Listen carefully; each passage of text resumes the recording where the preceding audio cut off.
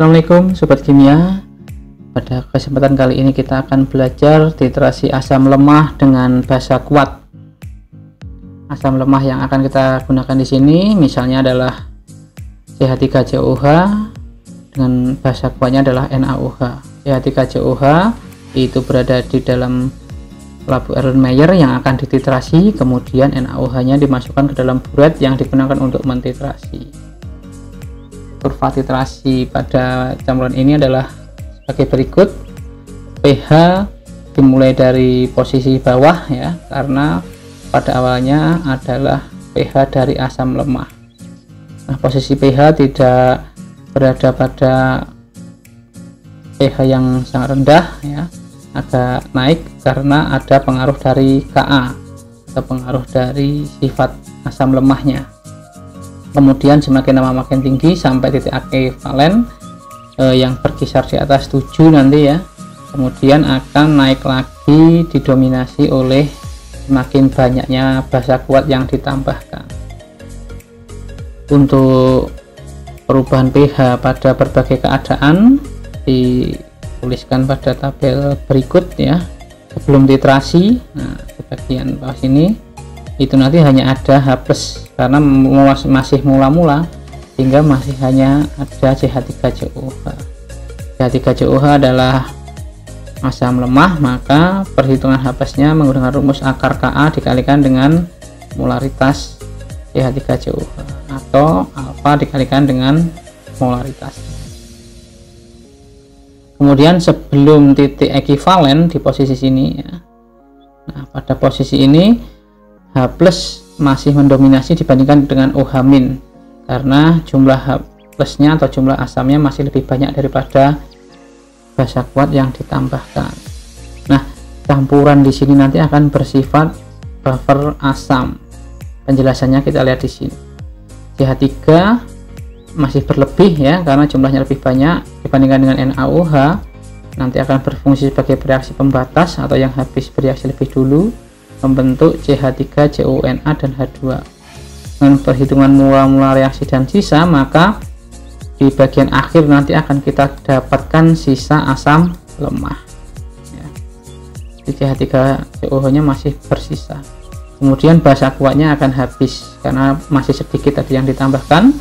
Nah, garam yang terbentuk akan mengalami ionisasi menjadi CH3COO- dan Na+.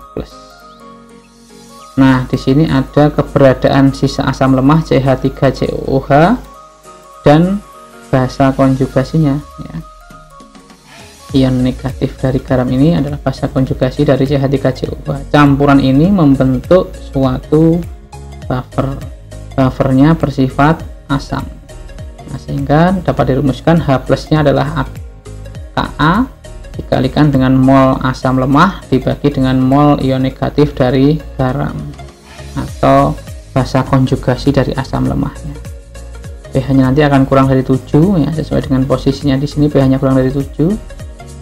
pH nya adalah pH dari buffer asam. Nah, kemudian pada saat titik ekivalen H+ nya akan sama dengan OH- ya di sini. Tapi kemudian nanti akan terbentuk OH- dari hidrolisis garam. Nah, karena ada OH- di sini, maka pH-nya nanti akan lebih dari 7. Posisinya kan di sini. Nih, lebih dari 7. Jadi hidrolisis garam nanti akan bersifat basa. Nah, kita lihat bagaimana pembahasannya di sini. Kita lihat CH3COH akan bereaksi dengan NaOH.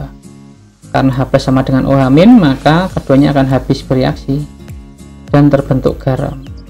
Garamnya adalah CH3CONA dan juga ada air di sini. Nah, garam ini nanti jika diionisasi akan kita dapatkan CH3COO- dan Na+.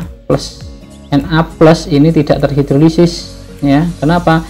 Karena berasal dari basa kuat.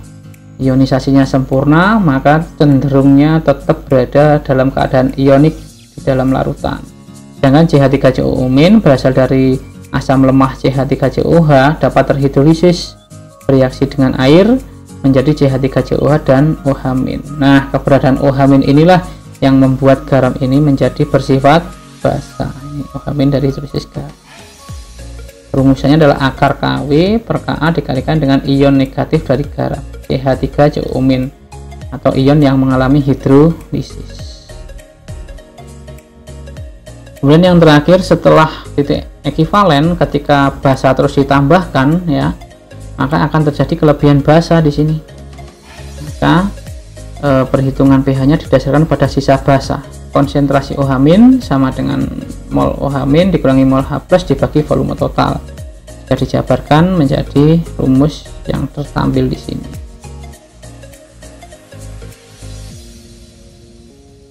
Oke, demikian tadi belajar kita mengenai prinsip titrasi asam lemah dengan basa kuat.